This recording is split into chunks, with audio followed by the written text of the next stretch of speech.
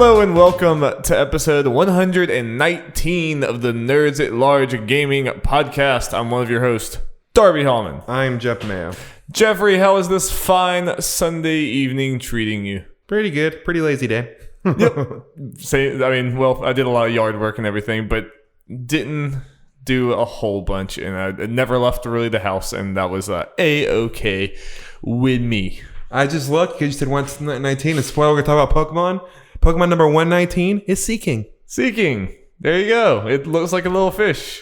It And just looks like a color swap of like some of the other fish I've seen.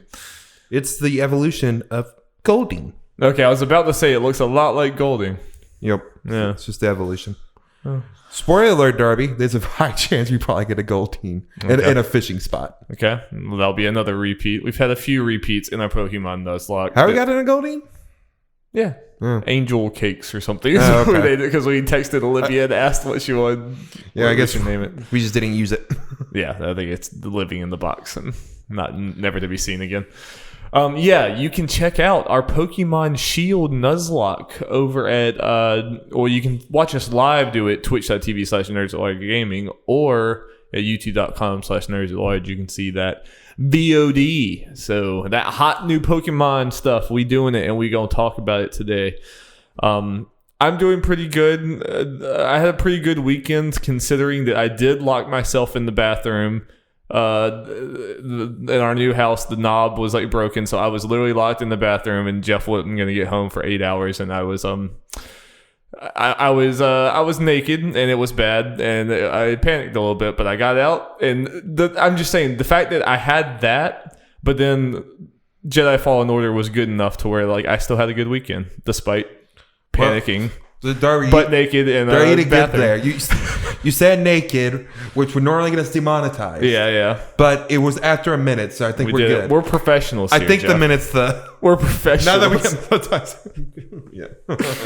Oh boy, but what if, I mean, like, just saying the word naked gets us demonetized? Like, I'm just joking. I don't know. What if there's some game we're talking about that's Naked Boys, the game? No money. I mean, that probably Naked Boys. Naked Boys, the game would probably get us demonetized, whatever that is. Yeah, probably would. Jeff, Pokemon.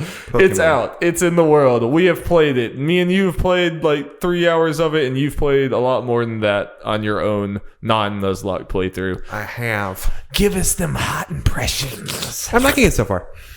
Good. That's good. Yeah. That's good. Is it about? Is it shaping up to be about what you were expecting from all the trailers and whatnot leading up to it? Yeah, I expected, be a better looking Pokemon game. Obviously, it's not to level people want. It's not like far from groundbreaking as far as graphics go, even for games on the Switch. But it's a big touch up, especially I would say the character models in particular, and some of their facial expressions, just kind of little stuff like that, is a big step up.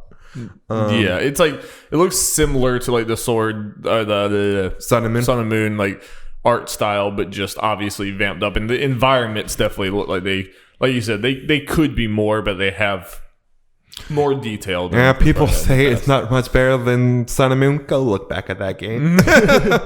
Yeah, I think it is definitely better than Sun and Moon, but it's not as good as it could be. Oh no, Yeah, I will never say that. that's the biggest thing. Yeah. But in my own personal playthrough, I just got to the first badge right before we started recording. I beat Milo. Beat him up. You beat Brandon Jones' son. Yeah, and went into the next route, caught me a Pokemon, got gifted a Pokemon, which is something we need to discuss. Interesting. Yeah, we will have to discuss that. Yeah. But yeah, I got building my team. I've already had to bench a couple Pokemon because I just gotten better, or Pokemon I prefer to have in those types. Nice. And a couple of them, it's like, well, might be part of it as well. We might be using this in the Nuzlocke. There's one Pokemon in particular I kind of want to use, but based on what I can see on the route, there's a pretty good chance that we catch one anyway. Who are you rolling with right now? What's your team looking like right now? I'm forgetting the name of his evolution. I got my little Sobble evolution. Oh, nice. Already involved. Nice. What's our little bird's name? Hootie, yes. Val, no, it's actual Pokemon. No. I was looking to explain it to you. I got Hootie. I evolved it. Nice. I've Rookity is the Pokemon. Yeah, I was about to say. This is the first Hootie form. means nothing to a lot of people listening. Yeah. Let's see. But it should. I just caught an Applin that I. Is it an apple? Yes. It's a little apple dragon thing. Apple dragon. Yep. Gonna try to get the thing to evolve it soon. But then the apple dragon gets sucked up into the garbage monster that gets all big. Yes, that's how it works, Darby. Good job. You cracked the case. I did it. Trying to think what else. I got a fire little centipede. Okay. Going on. Nice. Yeah, I might just describe what they look like more than say names because there might be people that aren't far in the game haven't played it yet. Yeah, it's true. I mean, we're not that far. Yeah, we can cut it there. I just wanted to. Yeah, I got a couple other Pokemon. I got Wooloo and Yamper and stuff, but I might be benching them just because for Wooloo, it's I'm running a Galarian Zigzagoon right now. Nice, and Gene Simmons. Yes, but in that. Wooloo's just regular normal, while Zigzagoon is dark normal. So I'm just kind of running for that for type stuff. And at least up to that point, Zigzagoon had better moves. Though I really like, and I kind of hope we kind of catch one for this reason. I really like Wooloo's ability, which is half physical damage, but double the damage of fire attacks. So you take half the attacks. Attack types and they're halved, but all you gain is one weakness. Yeah, okay. Yeah. You gain a weakness to a type that not all Pokemon are going to have. Right, that's a pretty. But like almost every Pokemon's doing physical attacks, right? Yeah, not necessarily all of them, but yeah, they're physical or special. So Wooloo is half the damage of all. Half of those attack moves. Wooloo's a tank. Wooloo can take a hit. Oh yeah, Wooloo is a tank, which would be good for the Nuzlocke. Which I also love that for the little bit we played, like every single time they had an area they didn't want you to go in, it was just a wall of Wooloos blocking you. It's so funny. Like, I really hope that carries into the end of the game. You're at the final boss and it's still, where are these Wooloos? Why are they here? Yep. These Wooloos are guarding the boss until you beat this bad guy. Those are evil Wooloos. Yep. Yeah, so I'm catching Pokemon. Part of the reason I'm glad that I'm kind of doing my own kind of run, alongside the Nuzlocke run, is there are some Pokemon that I have on my team, like the Fire Centipede and the Apple Dragon, that I highly doubt we're going to catch. Yeah. Because the Fire Centipede, I went to a new thing, messed around in the grass. I got it on my first try. I accidentally killed it. I don't try as hard to catch things as normally because it's a Nuzlocke, so it's a lot more stress-free. It's a lot more stress. Then I kept on trying to find it again, so I definitely still had one in my party. I couldn't find it, so I looked it up to see what percentage it is supposed to be. Darby, this Pokemon has a 1% chance of showing up in that area. Oh no. So unless we're really lucky, we are not getting it. Damn. But it also means it's going to be hard for you to ever see it again, probably. Oh, I got another one. I mentioned earlier. Yeah. I was able to find another one. Yeah. But yeah, so we are not getting And the Apple Dragon, I looked and it's 10%. So. But also, because how are you liking the wild area? I'm enjoying it. Thing, yeah. I think there could be potentially more stuff like in the area to make areas look more different. Maybe at least the one so far. There's another whole other thing for the wild area that I haven't even gotten to yet with the upper level Pokemon that I'll probably go to in my file after the next gym fight. Okay. Because but I like it. It looks more like, hey, isn't the wild and there are a bunch of Pokemon here? They're out running around. I like that. Of course, I think this is more of a step forward it's kind of like it's one of those things they could have done more with it, but I think it's a good step forward and something I really hope this is one of those things they keep, or the general idea of it. Just having this big wide open area with different sections for they can catch Pokemon in and all that. Yeah, and I think especially with the updated graphics and everything and how the environments look better, like it would be kind of weird if you're just walking around these environments and they just looked empty and it was all just random encounters. I like that there are Pokemon walking around, and the fact that like we had that moment the first time we walked into the wild area, like, and immediately when it loads in, we're like, holy shit, an Onix, and just seeing like a big Onix that's like 3 times your height going around. That's and pretty it's cool. so strong. It's so strong. It was double our Pokemon, so we ran away like little bitches. But that's the type of thing that feels more like other JRPGs, like Xenoblade, and like Final Fantasy has a lot of those where it's like, look at this big thing that you can come back and fight later, but like right now it's gonna kick your ass. Like I like that kind of thing. You know. Also, something I learned and I told you about, but that I kind of discovered exactly where to look and all that kind of stuff is this wasn't in previous games because they didn't need it. Well, in previous games, and this is still in there, they had a thing of depending what level Pokemon you can control depends on the gym badges. So if you have this gym badge, Pokemon up to this level will obey you and stuff. So you don't like level to 100 in the very beginning and stuff like that. Though that'd be an awful grind. Yeah, what in the other ones you could get the Pokemon, but you couldn't control them, right? Like you could have them in your party or in your box or whatever. But it's same here. Like if let's say we started, you got the game, and I was done with the game and traded you my best Pokemon. Right, you could still have it in your party. It just probably wouldn't listen to you. But something they added because of the wild area is a level cap for Pokemon you can catch. Mm-hmm. It starts at 20. Which is why in the wild area thing we went to, all the Pokemon there are under level 20, at least in the grass. Except for the Onix. except for Onix and a couple other examples. Yeah. But those are supposed to be like, you can come back and catch these at some point. Even right now, after the first gym, I still couldn't catch that Onix because it was 26. Yeah. My cap is level 5. So something interesting. I'm going to assume what's going to happen is it goes up by 5 potentially for after each gym. Gym badge, okay. Maybe.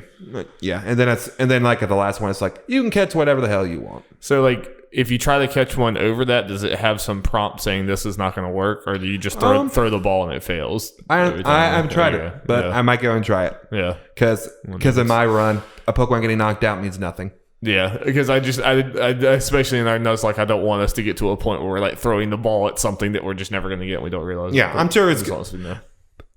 For better or worse, Pokemon tries to be kind of hand-holdy in a way, though I think this game is definitely less hand-holdy. So it might be like, hey, I wouldn't do that if I were you. Yeah, I think it will be a clear thing that says, because even for the cap level thing, it kind of suggested, I think, in dialogue, but it doesn't explicitly tell you. Oh, yeah. I don't believe it did. So that'll be an interesting thing and can make the Nuzlocke, more interesting as far as going to the wild area once we get the level cap high enough. Though I guess the thing of me playing, I'll know general idea of what level everything is. I won't know all the Pokemon there because there's so many Pokemon there and the weather affects it. Yeah. From what you said, it sounds like the weather, at least in the wild area, does change a whole lot of what the Pokemon. Yeah, it could be in one area where the sun is blazing, and then you go in the next area and it's snowing. Yeah. But global warming, man. I think that's cool though. The having like, I'm just picturing being a little kid and like you go there in the rain, you see all these, and you go there in the daytime, you see all these other Pokemon. That's kind of cool to me, and it even kind of says, hey, you should go back to the wild area once every now and then because the Pokemon there will probably be different. Yeah, which I think that's cool. How it like evolves like that. Can make it weird for Nuzlocke. We're gonna go back into a route and be like, damn it, why weren't these here before? Yeah. That's just kind of risk we go. But even we kind of talked about it is on the area, if we look in there and see in the grass there's nothing, we'll say, okay, we'll leave this route for now. Come back. Yeah. Yep. We already blew one route in our Nuzlocke. Yeah. Sad. Oh well. You live and you learn. Thing is, most of the Pokemon are around that level, so once we get a couple level higher, we'll be good. Yeah. Story-wise, is it feeling to you kind of like a normal Pokemon story, or is this? Yeah, it's more in. I feel like, and they kind of did was, they did this in this direction more in Sun and Moon. It's more involved. Like there's more story stuff actually going on as far as hey, characters will, you'll be a lot more talking to main characters and stuff, and more actual story stuff going on and stuff. It's, it's simple, basic. It's like you and Hop, your rival / friend, dork, nerd, are both doing this gym challenge thing. So sometimes they'll be like, hey, you made it here. Okay, let's go do that gym challenge thing. And then you end up going there. It's like, hey, I just beat the gym challenge. Smell you later. So yeah, stuff like that. Yeah. So, but pretty basic, but yep. But I'm very excited to get back into the, me playing in general, but going back to that Nuzlocke now, seeing kind of what we're in for that, and seeing how things work. And something I realized we forgot to turn off in our Nuzlocke that we need to remember to do right away. I guess I can just go in there if I remember later and just turn it off.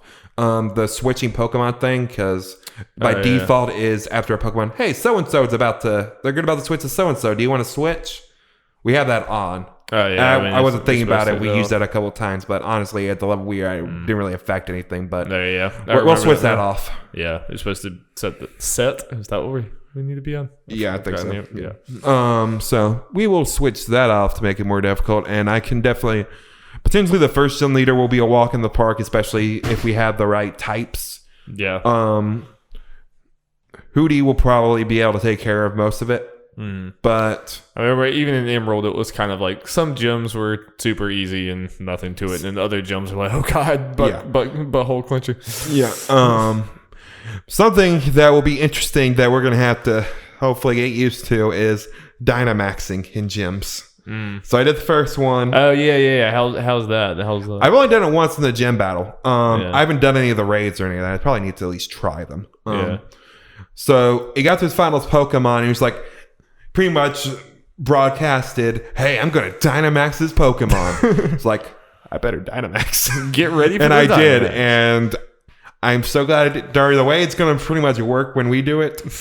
Whatever Pokemon comes out during a gym leader's ace, we're gonna have to Dynamax that thing. Because those attacks are powerful. It's gonna kill something if we don't. Yeah. If we don't, we're probably losing a Pokemon. Dynamax versus non-Dynamax is just not something you want.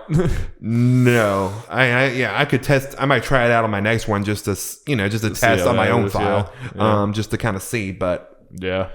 In our Nuzlocke, we're definitely going to want to have... So any Pokemon can Dynamax, right? Yes, Gigantamaxing where the form change is only for certain Pokemon. Yeah. And even then, if a Pokemon species can Gigantamax, not all Pokemon of that species can Gigantamax. But we have gyms where someone Gigantamax, we're like, oh god, put someone in who can... We're not going to have any of those. You need to do the raids for those. Darn. We could try to make some kind of raid rule, but...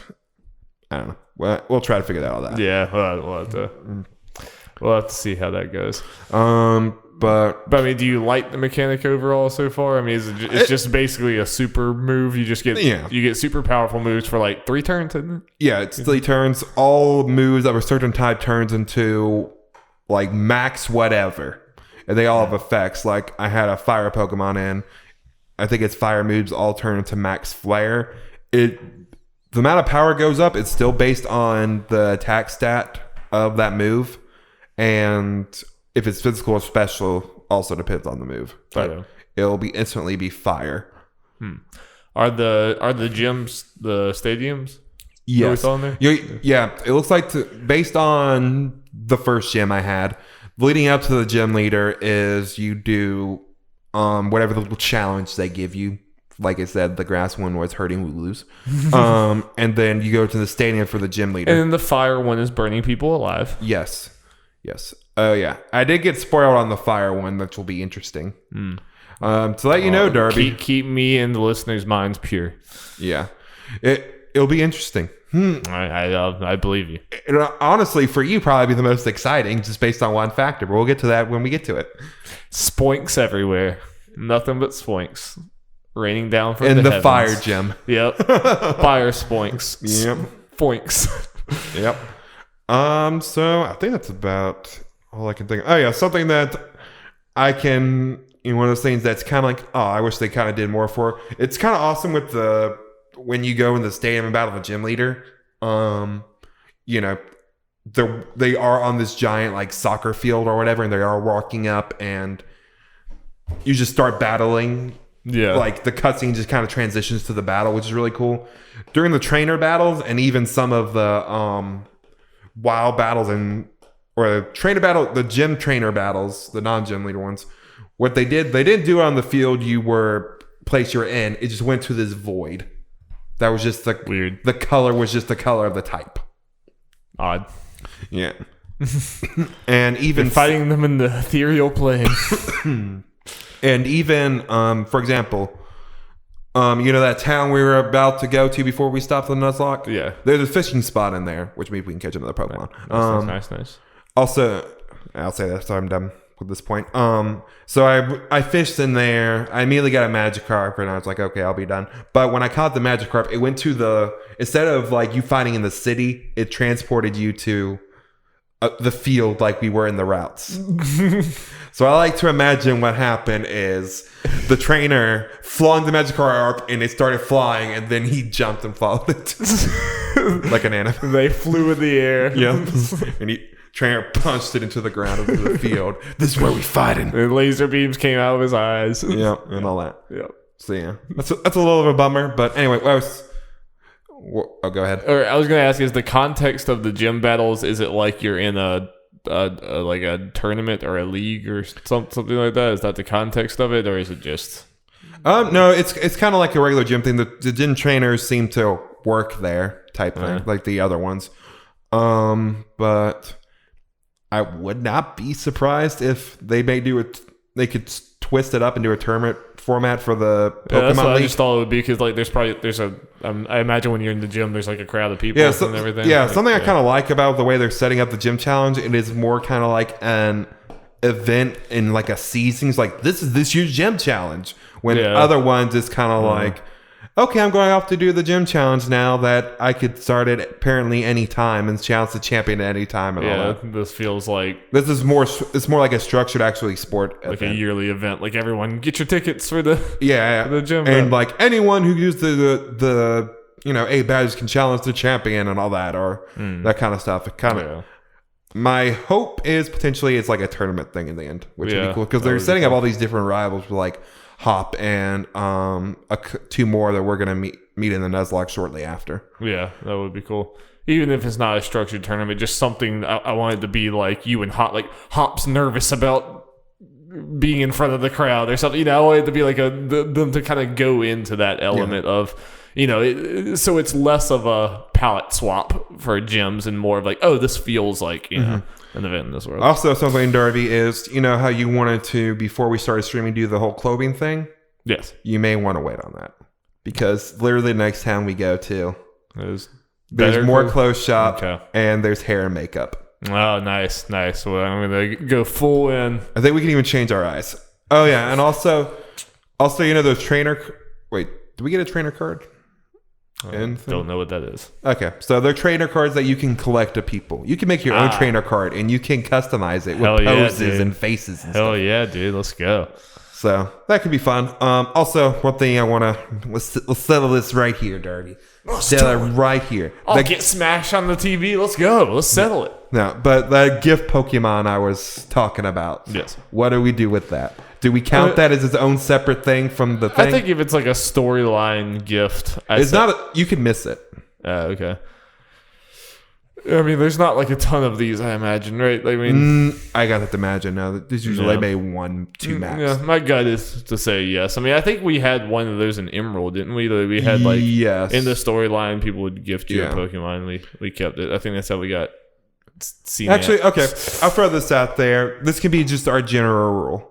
We count the fishing as a extra thing. Yeah, we get 1 extra special thing per route/city. If there is, if there is an option. So let's say, and I think there is a spot here in this particular route. It's in lieu of fishing, we get this Pokemon. Okay, that's fine with me. That's fine with me. Yeah, and I'm more okay with it because it doesn't seem to be that many routes or whatever. So it is decreed. Plus, the Pokemon's awesome, and I want it. Lock it in. I'm gonna have it on my team, but it could be a good Nuzlocke Pokemon. I think you'll love it. All right. Well, yeah. Tune in for the adventures of Bradford. Bradford or Grookey. Yes, our best boy. Our best boy, who will, I think, evolve pretty soon when we start streaming again. Well, speaking of best boys, let's talk about the adventures of Cal, whatever the hell his last name is. I don't remember. Drogo? Cal Drogo. It's the most ambitious crossover you've ever seen. We are, of course, talking about Jedi Fallen Order, which is a real game that I am playing now. It is out. And the reviews have been pretty darn positive. Yeah. But Darby, those reviewers are paid shields. They're not talking about the issues with the glitches and shit. Yeah, this is true. I stand for real America, and I'm going to tell you that it's a piece of trash. 0 out of 10. Don't listen to IGN. Don't listen about everything. Death Stranding's the best game ever. Praise Kojima. Yeah, more Naziist than I meant it to be. I'm sorry. Nazi salute. Let's just move on. I guess I can probably just go ahead and start there because I'll definitely be getting into a lot more positive things because I am really enjoying the game so far. I'm about paid shill. Share that money with me. I'm about maybe like 5 hours in or something, like maybe less than that. I expected more. So I felt like you've been playing. I had a lot. I guess it sounds like you're playing. I guess the 3 days I didn't play it all today, but okay. I didn't play it all today, and I didn't play as much as I wanted to yesterday. Okay. So, yeah, that makes sense. Yeah. I wish I was a little further. I wanted to get a little further for this podcast, but we'll have next week, whatever. I probably just won't talk 30 minutes about this one. I'll split it up into next week because I haven't played that much. But right off the gate, yeah, this game definitely has a little bit of a lack of polish. Like, I think the mechanics and everything are definitely there, but, like, I've already had multiple times where, like, Cal just kind of glitches into the environment or he... Like he's caught in carbonite? Hey, yeah, you're right. Yes, never mind. I did a reference! And I haven't had... And I also had, like, one boss fight just completely...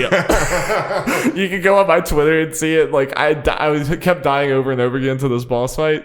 And then I went the last time, and I went and hit it once, and it lunged at me, and then just, like, glitched off the edge. It just went flying, and my experience went up. I'm like, I did it. All right.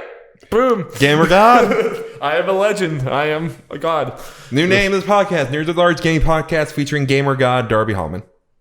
It is known. I have ascended. I have spoken. Yeah, so that I think that is worth noting, and I haven't had anything game breaking, but I could absolutely see if someone like this game seems like it's held together like loosely enough to where I could see someone having like severe problems if they just hit the unlucky run and had like a bunch of things after another. And I heard like on Kind of Funny, like they all had stories about how they had to stop the game, like restart the game because they were glitched into something. So there are problems. There's definitely, and I think this is Respawn's first time doing this like third person action type of thing. I think they've mostly done first person shooters. But this is the first time they've done just a single player, solely single player. Yeah. So it's a very different type of game for them. So I guess that is somewhat to be expected, but also it's worth noting. But even aside from that, I think the actual gameplay, it's really fun. This game is really fun to play. I think if you've paid any attention at all to the talk about this game, you've heard people saying it's exactly right, that this game really does feel like Uncharted and Tomb Raider, those type of games, mashed up with Dark Souls. Because the platforming is like straight out of Uncharted, and the whole cinematic things they have, ships crashing here and you're jumping from this to that, and it's very, very Uncharted. But then the combat when you're actually fighting people is super Souls, to the point where they even have bonfires, basically, like they're meditation points. But nice. You can you save there, and then you have the option to heal yourself. But if you heal yourself, then all the enemies you fought will come back. So it's nice. Just like Dark Souls. So it's kind of a risk reward. And there are many times, it's also pretty challenging because there's many times where like I'm fighting through guys and I've used all my like health items. So I'm like, please God, give me a bonfire. Please God, like let there be one around this corner. I'm gonna die. Man, this could be the best selling Souls board game ever. Yeah, yes, they will probably. and I'm pretty bad at it, just like I'm bad at a lot of Souls games, but it's definitely not that punishing, but it is, I could have seen, my biggest worry about this game was that the gameplay was going to feel kind of, it's just generic hack and slash, like mindless, just hacking away, almost like, I like Spider-Man, but like that kind of thing. I was worried it was going to get to the point where I'm like, okay, I'm just kind of mindlessly bashing people with no thought. That's certainly not what we got here. Certainly not. There's going to be, I think, a lot of casual Star Wars fans that probably buy this and they're like, good Lord, I'm getting... What difficulty are you playing on? I'm fluctuating between, and that's the other thing, you can change difficulty anytime you want, which is great. More games. Game developers, take notes. Yes, please, Fire Emblem, do that. But I've been fluctuating between Jedi Master, which is second to hardest, and normal, which is Knight or something. Or casual gamer. Yep, right there. Hey, no, I'll fully admit this is not my type of game, and I'm really bad at it. But I've been mostly playing on the second to hardest, but I have kind of fluctuated between the two. Well, so Dari, you've been talking about the gameplay and those technical stuff, yes. But what about that there story? Yes, that's the other part of this that, wasn't 100%. We didn't know. And, I haven't really seen where this is going, but from the very introduction, I was very interested in this character and the setting right off the bat. It didn't do... it was one of those, kind of throws you right into Cal and the people that he's around. He's a Jedi in hiding. This is after the Empire has wiped out all the Jedis. And he's kind of just this scoundrel kid working in this almost mining facility or something. He's just like another worker, but there's not a bunch of exposition dump or something. It's just you're immediately Cal and you're walking around. Everyone's like, oh, hey, everyone recognizes you. But then there's also kind of the threat of the Empire always around every corner. There's a stormtrooper telling you to get in line, do all this other stuff. So it's not a whole, you were a farmer in the middle of nowhere and suddenly thrust into society, learning everything. Yeah. Right. It's kind of you learn his relationships and what he's been doing by doing. Something I just kind of thought of that might be, I guess I'm curious about. Obviously this is where the timeline says is it between 3 and 4. 3 and 4, yeah. So does this game treat you like you're supposed to know Star Wars lore and all that? With the whole what happened and where things are at as far as the Jedi being banned and all that? Yes, and I'm happy about that. Okay. I guess that could be a detractor to some people, but yeah, it doesn't really explain. I'm actually really glad about that. Just because Star Wars is one of the biggest one up there in the bigger media properties, especially the ones that have a story, to follow and all that. And odds are anyone buying this game is already a Star Wars fan, 100%. Where it's easy enough to catch up on the main bits because the vast majority of people aren't going to diving into those books or whatever to know stuff about some hidden stuff in the Mandalorian and stuff. I don't do that for sure. So I'm glad to hear that. No, I am too. It's one of those things Star Wars is one of those there's a lot of games like this even Witcher and some other ones where it's we have to kind of get you up to speed and it makes the game suffer, but it's we kind of have to do it. Like you said, Star Wars, you have the luxury of just throw them in there and people are going to get it. And when you first start this game, I already knew where it fit in the timeline, but I could see people kind of being oh, where are we? But you pick it up, you pick up on it as it goes. But no, I'm happy about that. And also, obviously I'm not that far in the story, but every character has been a new character and nothing that I've seen has been oh, that's I know exactly where I am or where this fits. It's all been every planet and every character and everything has been all new. Isn't there one character that was in the trailer that's supposed to be from Rogue One or something? The Forrest Whitaker's character. I haven't seen him yet, but he's definitely gonna be in there. I imagine there's going to be ones, but a cameo of that that's small enough and that's unexplored enough. I want that. I just hope it's not ham-fisted Darth Vader and everything. And from what I've heard of people, I'm pretty sure they do try to make this is its own story. Cool. And I've started going to different worlds and everything, and there's definitely I'm not going to spoil it, but you go to different worlds after the first one.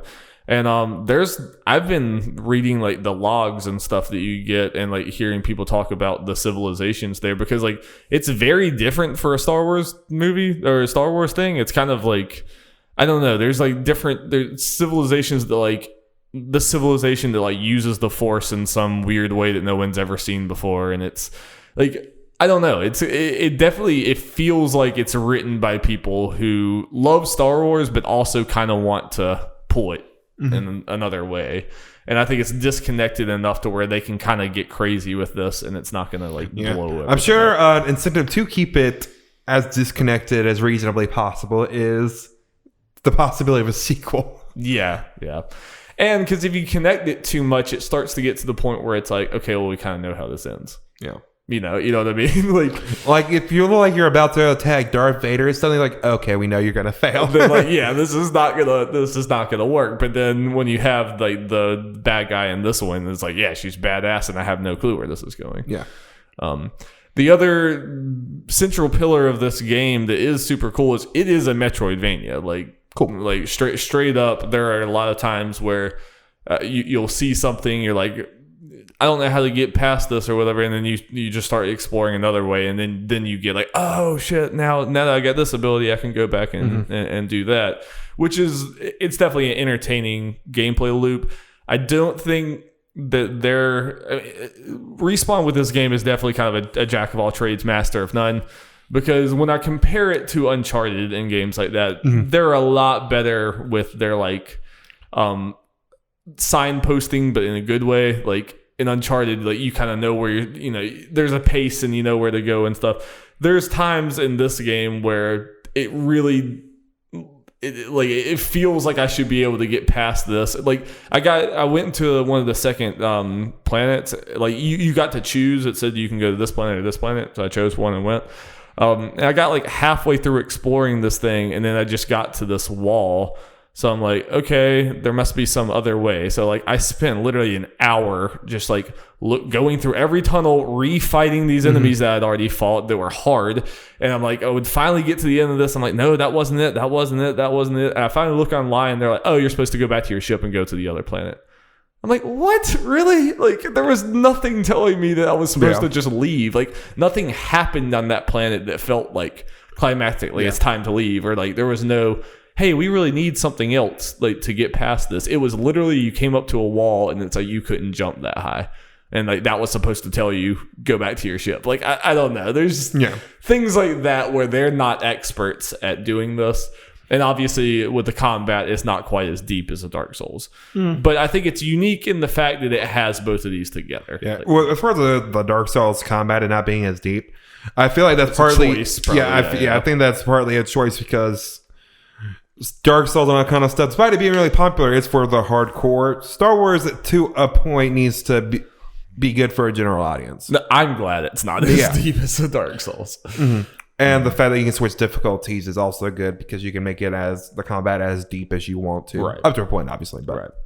Right. And I guess like before we get out, because I'll be talking about this a lot more in the future, but the other like kind of weird, I don't know, it's a plus and a minus. I definitely had a fear, kind of like Uncharted. Uncharted, sometimes it feels like it's telling a story and being cinematic at the cost of fun gameplay. Like I still love those games, but that's definitely a fear sometimes. And I feared that with this game, but it's definitely not that way, and it's almost too much the other way. Like it's a very video gamey game. Like if they come to a point, and they're like, does this make sense story wise? Like they favor gameplay over things making sense all the time. Case in point, you getting abilities is basically like Cal had been previously trained as a Jedi before everything fell. And every time you get an ability, he like remembers back on his training and he's like, oh yeah, I know how to do this or whatever. But it gets kind of stupid when you literally, it was like wall running. It was like running on the wall and then jumping up. He's like, oh yeah, Master whatever taught me this. I'm like, okay, that's kind of bullshit that you stop. Honestly, that's one of Moore's things. It'd be better if they just didn't say anything. Yeah. I mean, I guess it would be weird if you like suddenly could do it now when you couldn't do it before, but like they over explain it. Yeah. They make it worse by trying to I mean, like, it's cool seeing the flashback or whatever, but like the fact that he is literally like, oh, I remember this. I'm like, that's a little weak, you know. It just feels like just to have the video game progression, you sacrifice that, and there's other things where, you know, just some of the dialogue with people obviously feels limited because you have to be able to, like, you can do whatever in whatever order you want. So, you know, some of them don't feel quite as fleshed out. And then, like, even just you walking around with BB-8 or BD-1 and anyone else, it's not like Uncharted level of dialogue with every, you know, it's a little more stilted and simple. It's not bad. It's just it's hard not to compare it to that. But so overall, definitely enjoying it. It has problems. It's not a perfect game, but it's a lot of fun. I think it gets the Star Wars elements super right. The sound design is phenomenal. Nice. Like the lightsaber, just like turning it on and back off. It just, and like hitting people, it just is so freaking satisfying. And then the one big action scene that's been in there, like TIE fighters, like flying and everything, like it sounds like a Star Wars movie. Yeah. Which is a very high compliment. Yeah. So it's like, for the most part, like, the important things, at least, you know, it's done well. Yeah, absolutely. So, and I have the itch to keep playing it, you know. That's good. Before we move on, I just remembered something very important for me playing Pokemon. I caught a shiny. Already? Wow. Yeah. So I was just grinding, and then I kind of looked away for a second, and then I looked back, and I saw the end of the shiny animation and noticed the color was there. I was like, it's an old Pokemon, but I gotta catch this now. How rare is that? Does it vary? Let's see. Pokemon shiny. What if we get a shiny in our Nuzlocke? There's something I think called a shiny clause that if you find one, you can just catch it and it doesn't count. You can't use it if it's not the one on the route, but you can just catch it to have it. Okay. Maybe trade to other things. Yeah. I just realized I could add our stream account to our family for Nintendo Online. Yeah. I suppose. If we ever want to do it. Yeah. If we wanted to do something with I'm sure we'd be fine without it. But yeah. Chance of getting a shiny Pokemon are 1 in 4,096. Holy shit. And the Pokemon I got is Pancham. Aw, look at that little pissed off panda. Yep. All right, Jeff, we're 40 minutes into this podcast and we got a lot of news to talk, so let's get into it with... we're trapped. Give me a news jingle. Jingle, jingle, jingle, Darby. Let's get it. So, Darby, the main biggest news, which consists of a lot of smaller news, is X019 happened. Hey, the Bengals are losing now. Good. Yeah. Go anyone but the Bengals. Yep.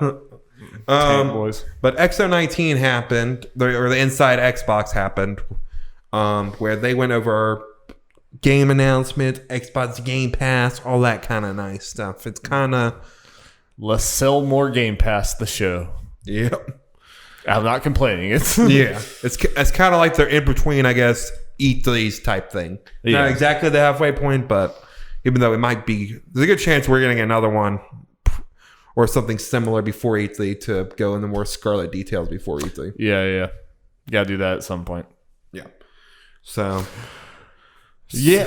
So it was a 2-hour long thing about the I think it was about an hour and a half, actually. Oh, like I scrubbing through the reactions for another thing, partly to help me remember some of the trailers and announcements and stuff for what things look like, and it was about an hour and a half. Okay. Yeah. About the same presentation style as last year. Honestly, I think it would be a little different. I thought this one was more trailer. They still had those developer interviews and stuff, but I felt like this had at least a little more focus on just showing new trailers for new games and games previously announced and all that kind of stuff. Yeah, I could agree with that. I'd have to kind of see the other one, but definitely this one felt like there was less downtime. In the X018, there were definitely times where me and you were kind of checked out. To be fair, we watched it after the fact, so we did skip some stuff. Yeah, we did. So that's definitely fair. But overall, I think there was obviously not huge announcements, but I think there was enough stuff there. There were enough big things. And most of it was like me and Jeff recognizing, oh, this is cool, but it's not for us. There was a lot of that.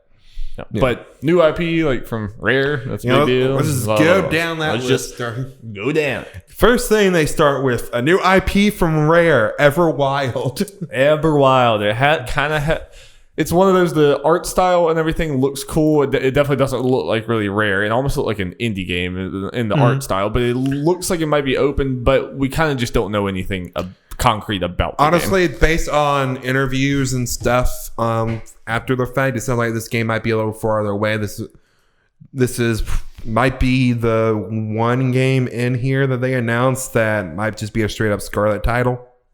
Yeah, you get that vibe because they didn't really show what the game was. And a lot of the other ones they had like a release date or time window, which we'll get to as far as their games go. But this one was straight up, hey, this is just announced, which is I think that's fine if it's that far away. I think there's a good announcement to let people know, hey, Rare is working on something else. It is, they're not just working on Sea of Thieves till the end of time. Yeah, I think it's good to and we're having a game that kind of looks like this from our studios or whatever, and they didn't say it straight out, but it's kind of, I was saying this, it's probably gonna be a Scarlet title, maybe it'll be cross-gen, but yeah, something more for in the future. We'll obviously see more stuff at E3, if not before. It's weird. Scarlet's not that far away, really. Mm-hmm. It's pretty weird to think about, but yeah. So interested, not a whole lot to go off of though, but Rare is a good team, but this definitely doesn't look like a Rare game. It doesn't look like things they've done before. So. And in a way, it reminds you of a Rare title, the old Rare, because it's whimsical. Even their older titles, they were different art styles and all that, but they had a kind of a feel to it. This feels like a different type of whimsical, though. Yeah, I agree. It's like, it kind of like, okay, I can see where the Rare stuff comes in, but obviously this is different. Yeah, it looked more like serious and serene and kind of artsy and stuff. Yeah, be cool, for lack of a better word. Yeah, one to keep your eye on. Yep. And that wasn't all as far as new IPs from Microsoft. We also got a new game announced from Obsidian called Grounded. It's a multiplayer survival game, and it's arriving spring 2020, at least in early access. I wasn't completely clear on that. It look suspiciously visually like Fortnite? There are like building mechanics that look very, very Fortnite. Yep. That's what I'm sure a lot of people like me were assuming it was going to be a battle royale. Nope. But I think you play in a group of 4 or whatever. That seems to be the default for a lot of these things. And you tiny. You're playing in a backyard with tall grass, and then you're fighting spiders and ants and things. You're like small little children. They said something like, it's like something, or you'll never go home again. It's like, oh geez, dark. Did we get like Honey I Shrunk the Kids? But it's like pretty super much dark. Yeah. Grounded can have multiple meanings. These it was like they were grounded. Like, you gotta go fight ants in the backyard. I like it if the story is that their parents just grounded them, so they became tiny. And no further explanation. Yep, that's just it. Gotta survive out here for a week, son. Or no TV forever. The ants might kill you, but this is your punishment. My grandpa did this. That's what you get for taking a cookie from the cookie jar. It's like, oh geez, pulled his gun in the right time. I'm definitely not interested in this. It is very interesting that this, it's an interesting direction for Obsidian. Yeah, and they did in the actual thing, like one of the developers said, "Hey, we're still making this is a side project. We have multiple teams. Yeah, we're still making RPGs." Yeah, they kind of said that. They said around Obsidian it was early, so it kind of makes sense. But just kind of a thing to keep. Felt like it was some kind of like, keep this in mind whenever you see something from one of our studios that might be different from what they're used to, or maybe not necessarily what you completely want. It's like, no, yeah, they're going to work on the kind of games you love and all that kind of stuff. Like Obsidian's like, we are working on RPGs, don't worry. Right, yeah. Which I think was smart to get ahead of that. Yeah. It is funny, as we'll kind of get to, but it does seem like all these studios that Xbox picked up all seem to have like multiplayer side projects. Yeah. It's kind of weird. Speaking of multiplayer side projects, Bleeding Edge from Ninja Theory. They announced the release date, Darby, March 24th for that first quarter of the year, man. Oh, Getting boy. more games in there. Great. Making up for The Last of Us. But I imagine this will be Game Pass, right? So Oh, yeah. yeah. So, All our games. thing. Whenever you see Xbox Game Studios, it's Game Pass. Yeah, I just making sure this wasn't like some pre-deal or something before they were bought or anything weird. No, there's I think they said there was a closed or open beta. I can't remember which that starts like the month before that. Yeah. May not be able to do. Weirdly enough, this is actually one of the games of all this list that I'm actually the most excited for because it's, if you haven't really seen it, it's kind of like a hero shooter. It's a bit like Overwatch, but it's not a shooter. It's a third-person action game. But it seems very Overwatch in structure, where there's like points that you're trying to capture, and it is 6v6, isn't it? 4v4. It's 4v4. Okay, 4v4, and there's like DPS and tank and healer and everything. So it's a lot like Overwatch, but it is the third person going there. And if this like kind of, I want this to be, I want them to like lean into the competitive angle of this. Like they can have a single player campaign or whatever the hell else they want if they want to do that at some point. But I want this to be feel like Overwatch does for me. Where like, oh, I'm going to go into a match of Bleeding Edge. Yeah. And the more I've gotten into Overwatch this year, like I feel like I'm a lot more excited about this than I would have been previously. I think a year ago or 2 years ago or whatever, I probably would have been, they're doing this multiplayer competitive thing. Like, I'm not that into that. I'll just wait for the next Ninja Theory thing. But like, I'm definitely kind of at a different point in gaming now where I'm like, this seems cool. Well, and also what adds to it is Game Pass. Yeah, I can try it for no additional cost. Yeah. Yeah. So we'll be able to try it out together, which would be fun. Yeah, and I think it does a good job of separating it from all the other hero multiplayer games. Because most of them are shooters or something like that, and this is like an action thing. I'm sure there might be a character or two in there that's more shooter type. Yeah, I haven't dug deep into the characters and all that kind of stuff. It's like similar enough to court people like me who love Overwatch, but also different enough, because if it was just another hero shooter, it'd be like, okay. And the characters are edgy, but edge is in the name, so it's okay. They lean into that. They have enough, like the characters kind of look wacky and everything. So I mean, it reminds me. It's definitely. I think Overwatch's characters are more visually appealing to me, but at least it seems to have the same type of identity as Overwatch, just in the fact that like our characters are going to be vastly different. Like we're not going to have characters that seem like clones of each other. They're going to be very, very different. Yeah. And as far as you and potentially other people who are like into Overwatch and those kind of games or something, I think this is definitely not a game that will replace that for you, but I think it's a good like maybe compliment or a little thing to kind of do on the side, because it does have stuff that reminds you of Overwatch, but it seems to be different enough to where, you don't feel like you're just playing a lesser Overwatch necessarily. Right, yeah. It's not going to be something like, that they're not trying to do the exact same thing, because if they are, then it's like, I already have one and I already enjoy Overwatch. But I'm not looking for a replacement. I'm looking for a secondary thing. And this could be something that if it comes out and it seems like the mechanics are tight enough and they're going to actually support it and everything, I could see like Alex and you and all of us, potentially getting into this. Yep. Yeah. And I hope it's like it's competitive enough for like people run different strategy. I can look online and see pro people doing crazy things that I could never do, Yeah. And then what's nice is at least, in the beginning, it'll have a built-in kind of player base just because of Game Pass and it being cross-play between Xbox and PC. Because this is a game that could just crash and burn, kind of like Battleborn did. They tried to do this. So I think, having a bunch of people like us being able to just go and try it helps a lot, because I would be scared to blindly buy this. I'm excited for it, but Yeah.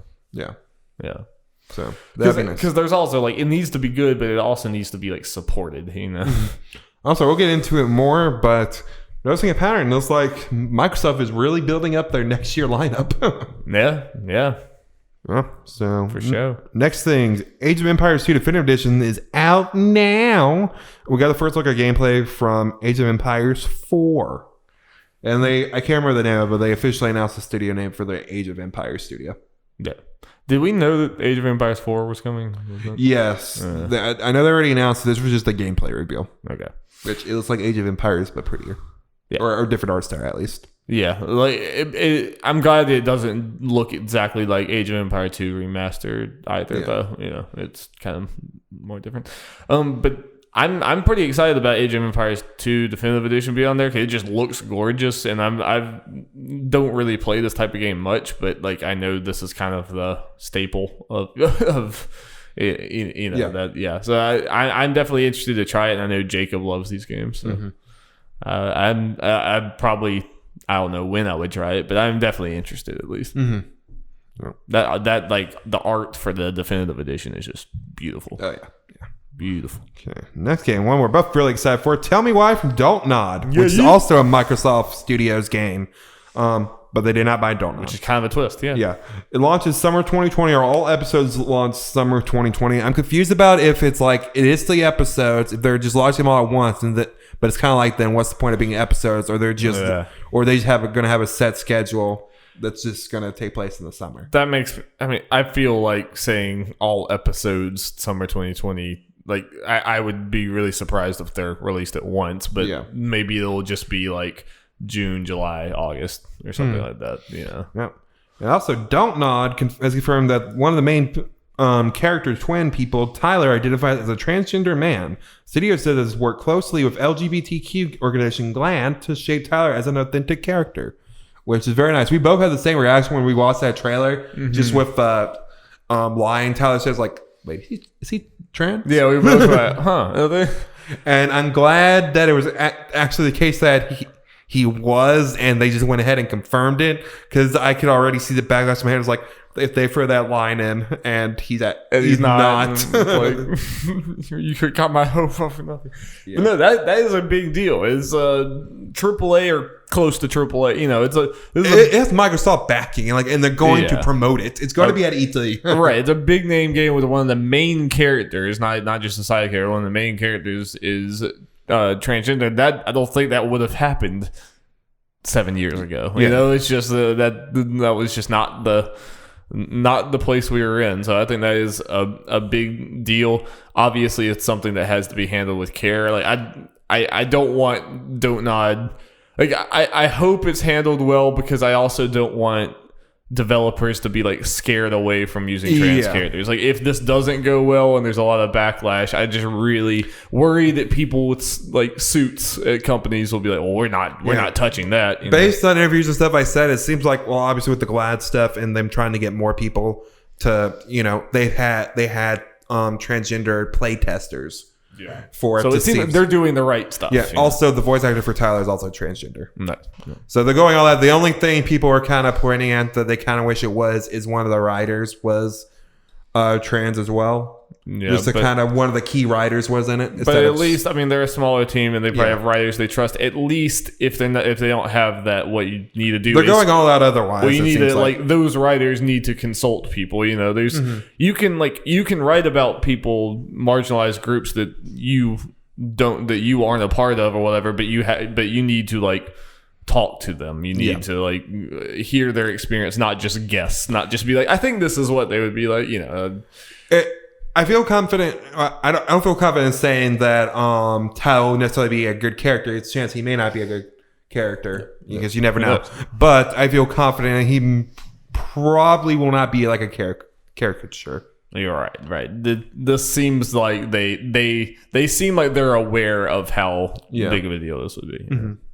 So that's nice. And I mean, it's just a Don't Nod game. It like looks visually. I think it looks like a pretty big step up from the Life is Strange games for sure, especially the models. I'm honestly curious if this might lead to Microsoft buying Don't Nod, because Microsoft has. Or Don't Nod stuff has been in Microsoft's E3 conference the past couple of years. And it was on Game Pass pretty quickly. Yeah. Life is Strange and too. Obviously they're a Microsoft Studio thing, and it sounds like Don't Nod.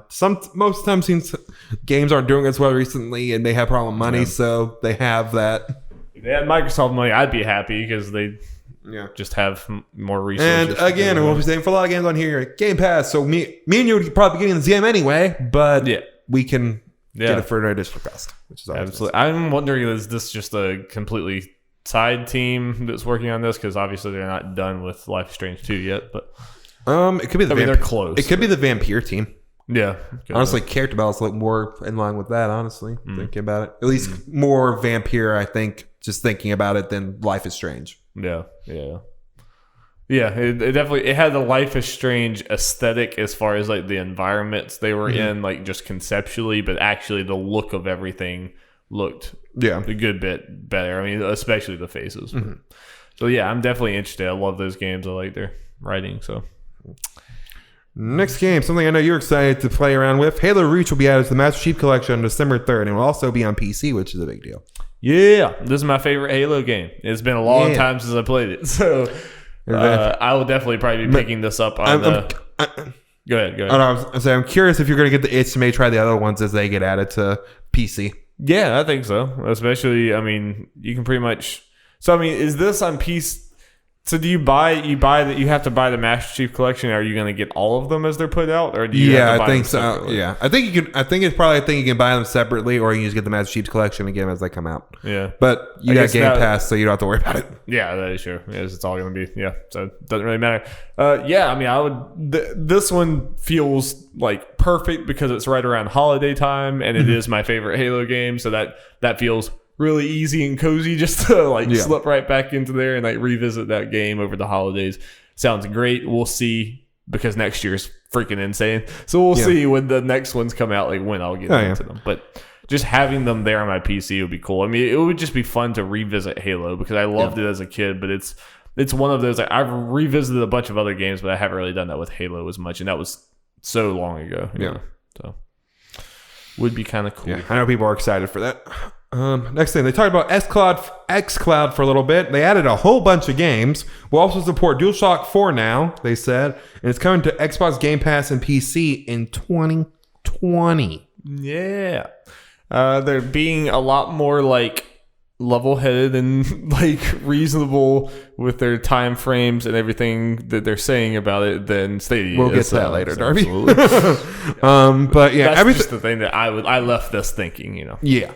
I think most people did. But all the stuff they show here sounds good. Yeah, it sounds like kind of you said, to be more level-headed about it, be more realistic with how things are going as far as the time frame. It's we're doing the beta stuff, we're expanding it and all that. We're going to be adding it to PC and Game Pass and stuff next year and all that. We're adding more games right now. They had a big picture with a bunch of games on it, from indie titles to the bigger titles, including their own, of course. And of course, Tomb Raider. Of course, Tomb Raider. The Tomb Raider trilogy is on everything. Yes. What's the point of buying Tomb Raider at this point? If they not much of one. So, yeah, all that stuff seemed cool. Yeah. There's not really much more to say. Nope. It's xCloud's another wait and see how good it works. Yep. And what's nice is, based on my understanding of it, I guess they can make this more clear as well. Yeah, it's coming to Game Pass stuff, so we'll be able to try it out next year. Yeah. Which, I mean, that's another benefit versus Stadia is I can kind of, Well, and also free go try those games. At least Stadia, I have to buy this game, and then if it doesn't work, I'm well, fuck. Yeah, because it's on Game Pass. Yeah, we can try it. At least the Microsoft games and other games that are on it, no problem. Yeah, I'm wondering, is just going to be a separate client that is xCloud? Because from what I understand, do you have to buy xCloud? Or I don't know. At least this beta thing, at least. Yeah, I don't think I'm clear with that. I guess that's something that. Well, let's see. Yeah. It might be something we just missed. Yeah, it might have been at some point in time. We haven't been following xCloud that closely. This is something that could have been in the big Game Pass section we're going to get to, but despite what people are saying, I don't believe that these games are actually coming to Game Pass. They announced Kingdom Hearts. All the previous collections are coming to Xbox finally. Little late, because Kingdom Hearts 3 is already out and getting close to a year. Yep. But better late than never. I wonder what the holdup was. I mean, I guess they just prioritized Square's rear. It's PlayStation, weird. But yeah, it's kind of weird for it to come out this long afterwards. But I mean, still good. It's good that it's happening, but it was kind of weird. You could play Kingdom Hearts 3, but none of the other ones on Xbox. Yeah. I think if it's again, they've been clear what's coming to Game Pass. I don't think this is, or as of right now. I think it will in the future, but they want that.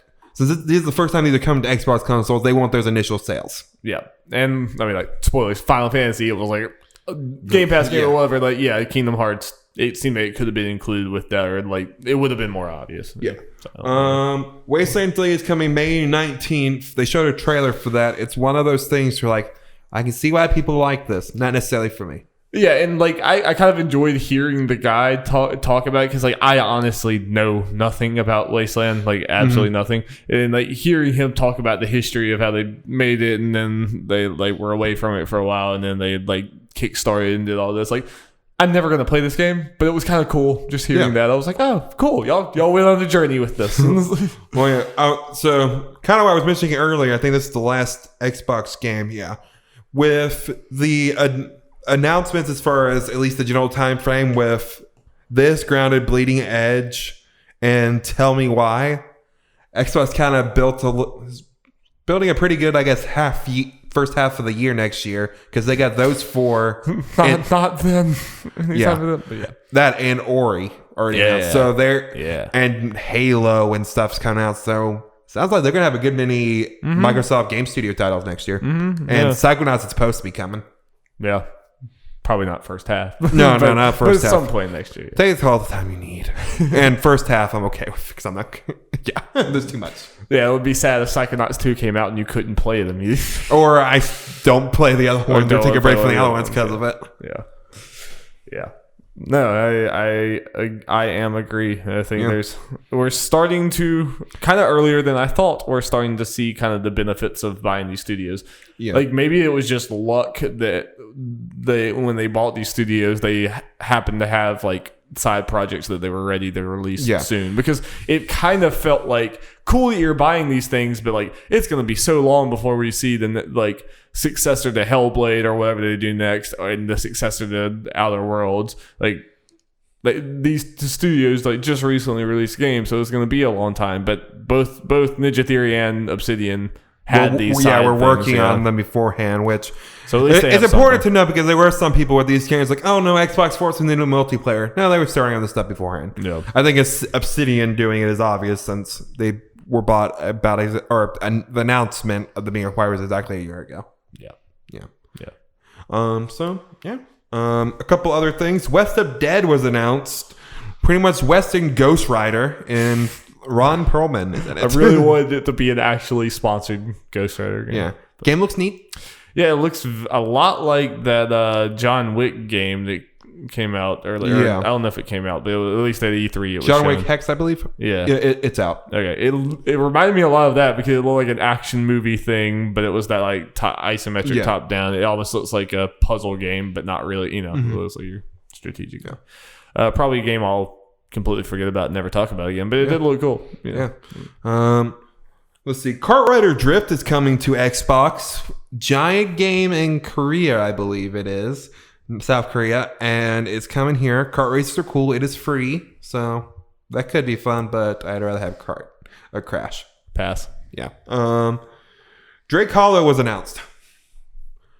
Do you remember which one this is? It's the one with the white hair girl, I believe, and it's like a cool story thing, and then suddenly other players probably was like, "Oh, this is another multiplayer." Suddenly, it was like a garden game. It was like you were like they were multiplayer thing. I was like, "Well, you lost me. We're out." Yeah, I think I was cooking dinner, and I walked in there and saw that. I'm like, "Nope, I'm going to keep cooking dinner." Yep. So we got 2 more games before we get to some Game Pass news.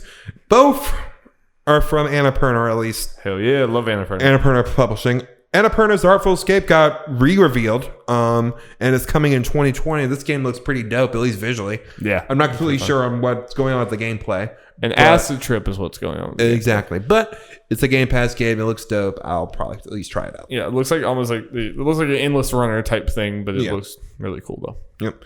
And one of the games that was most interesting to me, The Last Stop was announced. It's published by Annapurna and developed by Variable State, the creators of Virginia, which is very well received. Yes, I have it on my PS4. I just never played it. And something different, and correct me if I'm wrong, Virginia did not have voice acting. Nope. This has voice acting all over the place. Right, yeah. And it looks like this game, it follows 3 different characters, and different supernatural type things are going on with all 3 of them. Mm-hmm. And yeah, it said one unforgettable journey. So it's like these will connect in some way. Yeah. And that's enough to get me interested. I'm wondering how this guy, are you flipping back and forth? Or It definitely looks more ambitious than Virginia. Not that, I think Virginia was supposed to be simple. It was, it's hard for me to say too much because I hadn't played Virginia, but from everything I've heard, it seems right up my alley. So, So, Darby and I will definitely keep an eye on these Annapurna games. Annapurna are doing work. It looks like, man, like the last 4 years, they just they put out hot fire all the time. Yeah, and what's that one? 12 minutes game? Oh yeah. Yeah, I kind of wish we heard more about that here. Yeah, that's the one that I want the most. Yeah. Okay, Darby, let's get some Game Pass stuff. I just kind of have a list of Game Pass games that stood out to me as far as being either something I'm interested in or kind of seems like a big deal or whatever. Or seems sounds cool good. And all that. And if you remember any that are not on this list you want to talk about, obviously feel free to bring up. Okay. Rage 2 out now. That is a pretty big one. That was this year, right? It was May. Yeah, it was 6 May. months. So that is a bad sign for Rage 2, but good for us consumers. But good for consumers. This might be a fun one for us to mess around with, especially on stream. Yeah, because you can do co-op stuff, right? Or I don't know if you can do low. Well, I mean, we'll figure all that out and may mess around with it. Yeah, we can still do away. We have two PS4s or two. We have a PC and Xbox. We have two PCs. Yeah, we could definitely find a way. The stream would probably just be on one of us, but it could work. But no, this was a game that was I was interested in, but I was never gonna pay $60 for, or really almost any money for. It was just I was interested, but this is perfect. This is perfect for Rage 2. Kind of sucks for Bethesda because obviously Rage 2 is honestly it's kind of a thing now. I'm just going to assume all Bethesda games are coming to please play Dishonored. It's good. Please play it. They're coming to Game Pass at some point because Bethesda is one of those developers where it seems like at some point a lot of their stuff is coming there. Square Enix is feel like one of those. Don't you want to go hunt some Nazis, please? Square Enix seems to also be one of those developers. Capcom's being very friendly about it. There's just a lot of those things where it's again, this takes away makes me feel better when not buying games I'm kind of just sort of interested in. It's those might just become such a new feeling to the anxiety of should I buy this game because it might be on the streaming service 2 months from now. Yeah. Remnant from the Ashes, which is, from what I can tell, Dark Souls with guns. I'm trying to remember this one. I think I kind of remember it, but yeah. I saw the thing, and first I got excited for a second because for some reason I got it mixed up with the Plague's Tale. Just seeing the title, then obviously from the game that would be big, yeah. But obviously I saw the gameplay. I was no, this is definitely not it. Yeah. But still looks neat. Yeah, I hope that's also out now. Talos Principle is out now. That's Puzzle McPuzzleton. Pass. Yeah. Looks neat though. Darksiders 3. When did that come out? Was that last year or something? It was last year at the latest. Yeah. I mean, it was not that long ago. I remember seeing a bunch of ads for it. I think it was last year. November of last year. Not even a year. Not even a year. Yep. Looks neat. From what I hear for Darksiders, it might be it could be ones you get good swimming in sevens game for me and my taste. Yeah. But because there's so much, I'm probably never getting around to it. Life is Strange 2. Just the whole season's gonna be out by the end of this year.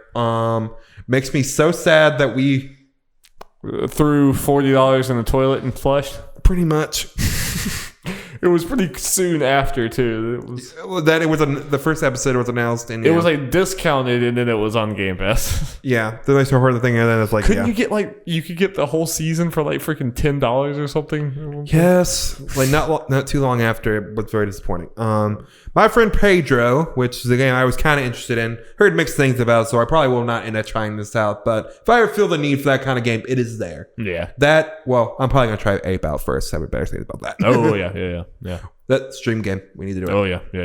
So good thing is, Darby, since we're doing streams more, we need more games to play. We do. Game Pass is giving that to us. Twitch.tv/Nerd Gaming. This one's a big deal. Witcher 3. It's coming out later this year, just on consoles, though. I mean, that game's still selling well, so that is actually a pretty big deal. I think it's kind of a thing of potentially, hey, try this out before Cyberpunk. Yeah, which I understand that. And this is one of those things that's well, if you haven't played Witcher 3, now you have no excuse now. Well, also, right, as far as I can tell, it's not the completed edition, so So they'll make money with the yes, DLCs. Yeah. CD Projekt Red could still get money from the expansions. Yeah. Hey, spoilers, they've earned your money. Yeah. Those expansions, like, I will never be like, if I see anyone mad at CD Projekt Red for the expansions, I will fight for them because it's like freaking. I still need to. Already, like, the Blood and Wine on its own could have been a single $60 game. I got the complete edition for $20. I know. It's ridiculous. Next game, a game I'm very happy is on here, is Carrion. Yeah. That game that was Devolver Digital game that was announced at E3 where it's a reversed horror game where you are the monster. Carrion's the perfect one where it's like every time there's a game, it's like, oh yeah, I'm pretty interested in that. I don't know if I'm going to get it immediately. And it's like, oh, it's on Game Pass. Like, oh, okay. I'm playing this game. I feel like that happens all the time. No. Yeah. But no, I'm super excited for this game. This one I am very excited for and happy it's on here. Chris Tales, which is a game I played the demo for at E3. It was announced during the PC Game Show. Right. It's, for people who don't know, a kind of Western JRPG inspired game where you are a girl who can see the past and future. So the way it works when you're outside of battle is the right side of the screen is in the future, left side of the past, middle is in the present. That's so interesting. And you can jump from the future and past to do special things and bring items from the past or future to solve environmental puzzles and that kind of stuff. And in battle, you can use that power. The way it works, again, you're in the middle, and sometimes enemies are behind you or in front of you, and you can push the enemies in the right into the future, and the ones in the ones on the left to the past. And something that was really cool, I just remembered from a boss fight that I think will help base sell this is. You get kind of spells and attacks, like you get like a water spell, I think. One of the bosses had a shield that was very strong. You cannot do it. So what you do, I did the water spell on it. It got wet, sent him to the future, and it rusted. So I was able to attack him now. That is such a cool mechanic. And the story seemed pretty neat. Voice actors seemed fun. It just, and the art style is awesome. So I'm playing this game. I was planning on getting it anyway, but with this, it's obviously a no-brainer for me. That's cool. So yeah, Cyber Shadow. It's a Yacht Club Games published game. It's not developed by them, but it is published. Yeah, but it looks neat. The story was cool. It's like the whole thing's made by a single guy. Oh, I didn't know that part. Oh, yeah. And Yacht Club basically took over the publishing for him, and I think from what I've heard, the guy was like, "Thank God, because I don't know how to publish it. I don't know how to or market this game." Yeah, and I'm sure you being able to put Yacht Club Games gets people putting on this and ooh, yeah, and people talking they perk about up it. And they're like, oh, well, I think the guy's been working on it for 8 years or something crazy. This is one I'm definitely looking at trying out. Mm-hmm. We mentioned it before, a buttload of Final Fantasy. This is probably the most shocking thing of this whole every mainline game except for the online games from 7 through 15 are coming to Game Pass next year. Man, that's pretty crazy. I mean, we've seen with every E3 the last few years, Xbox always has some Japan focused stuff, whether Phantasy Star Online, Jesus Christ, I mean, that's not Japan there, but whatever. That, and then the Dragon Ball games, and then the Tales of Vesperia, and different things like that. They're definitely trying to appeal to JRPG and fans and stuff more and more. And then this is a pretty big step. I have to imagine they shelled out some money for this. I'm so happy that it's 12 the Zodiac Age, because I wanted to get that anyway, and now it saves me. I think the cheapest it's been is $30 or something. So I had even considered buying it on the Switch, but it was never. Yeah. Rebuying it again on the Switch, but it was never cheap. Yeah. At all. So this will obviously be the way I play it, and also when I eventually play 8 and 9. Yep. So yeah, I was also thinking about buying 8 on the Switch, which I guess I still might eventually for the portability, but at least this is probably how this is a good option for us not having to spend money for these games. Which we already spend too much money on games, so that's that's the way I'm looking at it. I like the Switch portability, but gotta save money somewhere, especially now we're paying rent. Maybe this will get some people who never really played Final Fantasy, but they know it's such a big deal. Maybe this will get it's got a lot. You don't have options. to put down money for it, in which, like you said, a lot of them are still really expensive. Well, let's get into it because it kind of goes in. We were talking about those Japanese games. A big Japanese series was announced for Xbox. the Yakuza games. Yes. Zero, Kiwami, Kiwami 2 are coming to Xbox and Game Pass, next year, which is big. Yeah, that's awesome. Which I'm very excited about because I've always obviously want to get into that series, and this makes it so much easier. And it's but getting into like the whole of Yakuza is a big financial thing because there's so many games. And honestly, this takes away at least a good run of actually maybe not, because those older games that are on like PS3 might be harder to find, so more expensive. But at least getting into it. This is 3 Yakuza games that you can get just for your Game Pass. And technically the newest ones. Yeah. But they're also the 3 you're supposed to start with. So yes. That's smart. And it could give us the itch to us get more excited for potentially, and I know you started Yakuza 0 already. But obviously this is how I would play Kiwami and Kiwami 2. Yes. And maybe get us more excited for Yakuza 7. Yeah. Which is a different kind of separate thing, but something it sounds more appealing to me. But yeah.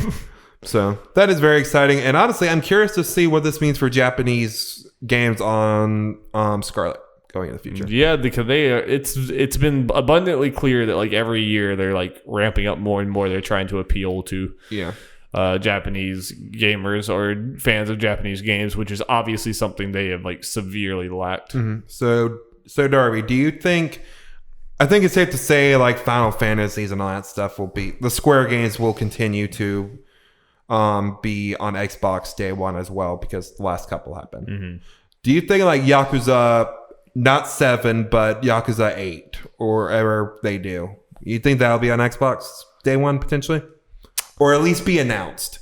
Yeah, like because this is made for Japan. These Yakuza games are obviously made for Japan first and foremost. That's where it comes out first and all that. I could see it being released on PlayStation first, but I with these moves, and especially if they see a lot of downloads and all this other stuff, I could see them making it more of a point to put out that like you said, it would kind of be more if they do that, they're doing it for the West.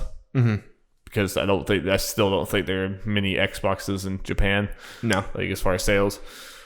But yeah, I think this makes it a lot more likely. I think you're going to start seeing a lot of these Japanese series probably maybe being less exclusive. Well, because really a lot of them are not exclusive because of anything Sony's done. It's just that's what made the most sense. You know?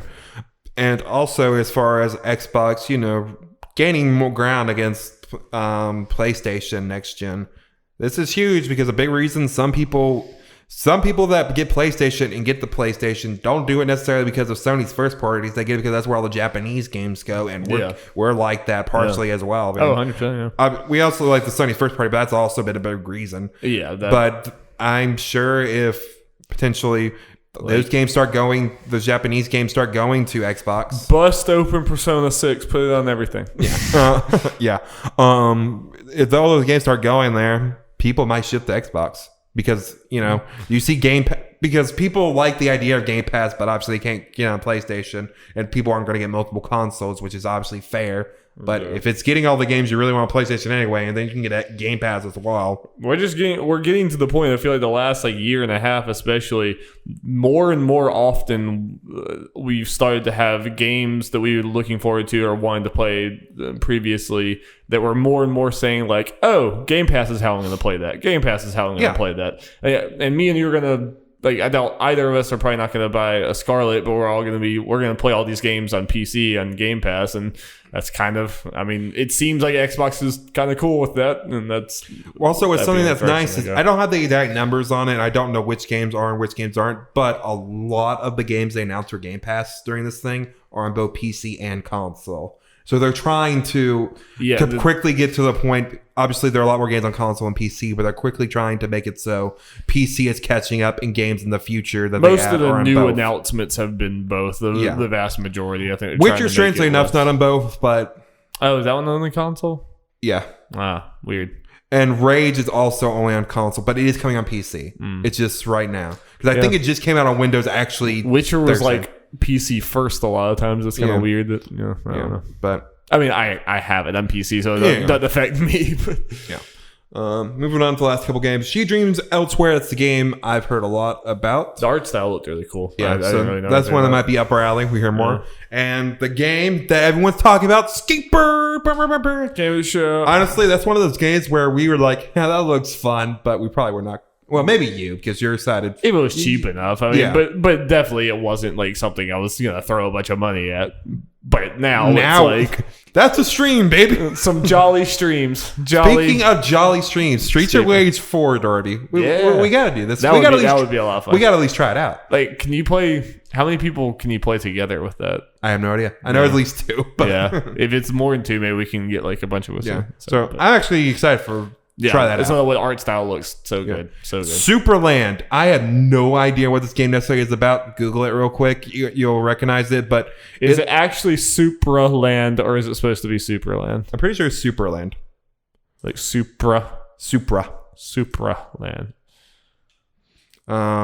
But it looks it looks weird and wacky and Yeah, with the weird bathroom sign people. yeah, and like stick figure people. And the environments and stuff actually look pretty cool and stuff. So I'm interested in seeing what this game's all about. Yeah, like giant men and you're like Yeah. weird stick figures. Yeah. Weird. I'm interested to check it out. Yeah. Let's see. Tekken 7. That seems to start to be going to everything. I think we're gonna lose. Hell yeah. Nice. Yeah, the 49ers came back and won. Nice. Sorry, go ahead. So I was saying Tekken 7, that's starting to be on everything, which I am okay with. I want to play around with that. And now that it's on here, it's not the best. Oh, I mean, It's also on PS now. So, yeah, and PS now. So yeah, we should try it. Yeah. Unfortunately, I'll be so bad at it. Unfortunately, we will not have Noctis. Sad. Yeah. Or Negan. Yeah. Little pig. Let me in. Final game, which we're both excited about, Red Lantern. Yeah. That game was previously in a Nindies I was showcase. probably gonna buy it either way, but this makes it a lot better. This is sorry for people that don't know, this is the bobsledding game or whatever. Like it was in the Nindies. It's like the voice acting. It has a very Firewatch-esque thing. It seems like a narrative focused thing. It just looks right up my alley. So overall, good. very good presentation. Xbox continues to show, hey, Game Pass is kind of essential. Yeah, it's more and more like you just need to get it. It's so damn cheap too. Yeah, they run things all the time, deals all the time. Yep. So, okay, Darby, let's move on to Stadia. Talk about that. First, we're going to start with those launch games. And spoiler, we're going to rip it to Stadia. The launch games for Stadia. Assassin's Creed Odyssey. Old game. Destiny 2, the collection. It's free to play, but at least it gets all the bonus stuff. And this one is going to be free. Yeah. At least for Stadia for at least the first little bit. That's pretty good. Guilt. Exclusive. Looks cool. Actually. Which one is that? That's the Keeler Works game. Okay, yeah. Actually, I think it came out later. It may not be exclusive. Oh well. Yeah. This might be the one game, if I hear it's good, when Stadia officially launches where everyone can get it, I might try out. Yeah. It looks neat. Just Dance 2020. Doing that with streaming might not go good. Might not if it's not perfect. Kine. Nice little indie game. I think. Kine. Mortal Kombat 11. Playing fighting games on streaming stuff sounds potentially scary. Yeah, we have said that, but then like after we said that on the podcast, we proceeded to play Blaze Blue over streaming a lot and never complained about it. You know what? You make a fair point. I take back what I said. Yeah, I mean, I thought about that as we were doing it. It was like I kind of forget that we're streaming because it worked pretty well. I think one of them we downloaded though. We ended up downloading it, but we definitely played a lot over streaming. Yeah. Red Dead Redemption 2. Cool. I'm just going to say it, the Tomb Raider trilogy. Yeah, all of them. Yep. Samurai Showdown. And Thumper. Thumper's pretty good too. Yeah. I mean, honestly, this is like we're probably gonna get into it also with the missing features thing. Honestly, all of Stadia's problems would be solved if they just said this was a beta. Like, even if it was just like this is a beta and this is for like we're testing things out before the real launch. Honestly, this would be a pretty decent lineup. And there are more games coming to the end of this year. By the end of this year. Like, I don't even think we would be complaining about this lineup that much if they weren't acting like this was the actual launch. I honestly think effectively this is not the launch. Yep. They're treating it like they are, so we should call them out on it. Right. But I'm saying, I think in the long run, this is going to be treated, this is going to be like the launch. I mean, because it's straight up, there's like a point next year where it becomes free and all this stuff happens. Like, that's the real launch. Oh, no. They're just not treating it like, and they are accepting a lot of money. Like, you have to pay a lot of money to do this right now. Yeah, to get it early. Yeah. Otherwise, you can do Stadia for free, but you got to pay to get it whenever it comes out. Yeah. So, like, this is not the real launch. This is the beta. This is a beta. And this next thing I'm going to read kind of gets more into that. And honestly, I wasn't planning on doing the launch lineup games because I generally agree with what you said. But then this happens, like, well, we might as well add it all together to kind of bring the point home. About it. Yeah. Google Stadia is a week. Oh wait, sorry. This comes from Matt Kim from IGN. Google Stadia is a week away from launch, and today's Google had an impromptu Reddit AMA to answer some last-minute questions. Unfortunately, Google also took this time to reveal which features won't be available on Stadia at launch. Google Stadia Director of Product Andriy Dornichev and publisher experience lead Barry Lee hosted the Reddit AMA on the official Stadia subreddit, where they answer questions from awaiting Stadia users. The biggest revelation is how Stadia seems to be taking a gradual approach to feature rollouts in Stadia. Quote, our approach to releasing features on Stadia is similar to how we run Google Search, YouTube, and other Google services. Gradual rollout and continuous improvement based on your feedback, end quote. As a result, there will be some features Google advertised early on that won't be available on Stadia at launch. These features include, and don't worry, I'm not going to read all the descriptions unless they come up. Stream Connect, State Share, Crowd Play, Achievements, the Buddy Pass, which is supposed to be a special perk for the Founders Edition. Yeah, that's bad. Yeah, Chromecast Ultra support, kind of. I'll read this. Stadia will be able to stream to Chromecast Ultras, but at launch, only the Chromecast Ultras that ship with the Stadia controllers will be compatible. Right. So like, if you already have a Chromecast, it won't If you already supported them, you're shit out of luck. Yeah.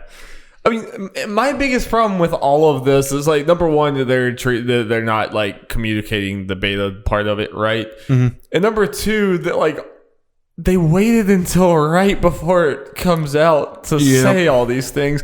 Like, what if you ordered this thing, like, you already paid the money because you thought you wanted to test out a lot of these things, or you had a Chromecast that you were going to try. Like, well, I mean, so a Chromecast does come with what you have to buy to do this. The ships with the Stadia controllers will be compatible. So there's no way you could buy this and not get a Chromecast that could use it, right? Yeah. Yeah, okay. But it's still, like, I don't know. It's weird messaging to, like, it feels like Google is not familiar with this industry enough, because the way to do this would have been like xCloud is doing, to, like, kind of wait, don't, like, say everything that's going to be on there and then, like, communicate we're going to do a beta next year, you know, things are going to be a little over. But they, like, pretty much had an E3 show. Like, they're treating this like it's out, and, like, literally a week before launch, you talk about, like, all these features, a lot of these that are, like, the big things you were selling this platform with are not there. So now it's basically, we're just testing to see how good the streaming is, which we already have some streaming services. You know, this is, I don't know. Yeah.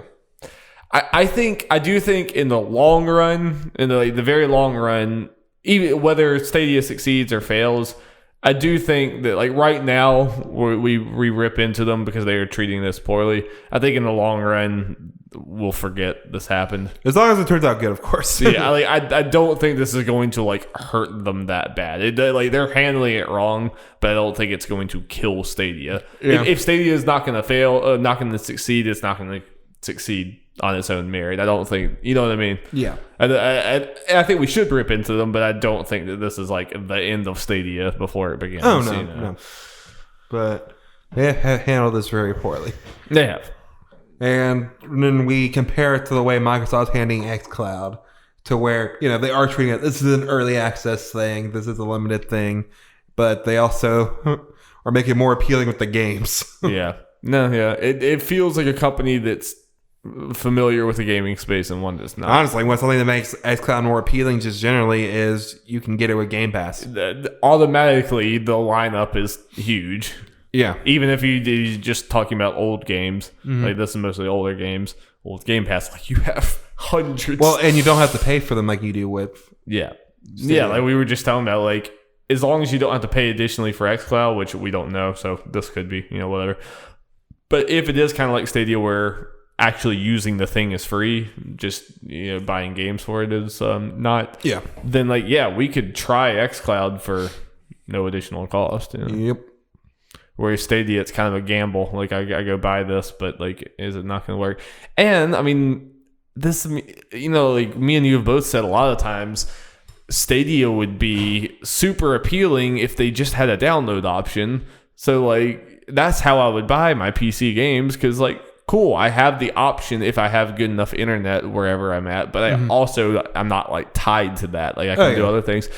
xCloud kind of has that, because if it's a Game Pass game, then I can play it download, or I can play it on xCloud. Like they kind of have what I wish Stadia had. Yep. It seems like it's the better Stadia when it comes to that. Like it doesn't have like the state share and some of the other things that might separate it, but as far as just playing games, it'd be like I imagine with xCloud it will work that way, where I can play a game on my PC and then play it on xCloud and share through it.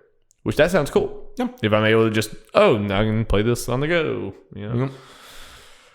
It's troubling for Stadia. I get why Stadia wanted to make a bunch of noise ahead of xCloud, because Stadia basically does, even if it ends in disappointment because of all these features going away, Stadia's had a full year ahead of Microsoft for people to think of Stadia synonymous with streaming. They hear Stadia, a full year of 2018 or 2019 before that happens, which is strong.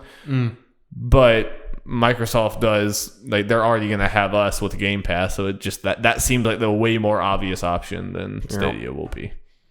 So the streaming wars are interesting. I guess we'll find out more from the week when it launches. Okay, Darby, let's talk about something we both love: Sonic. Yeah.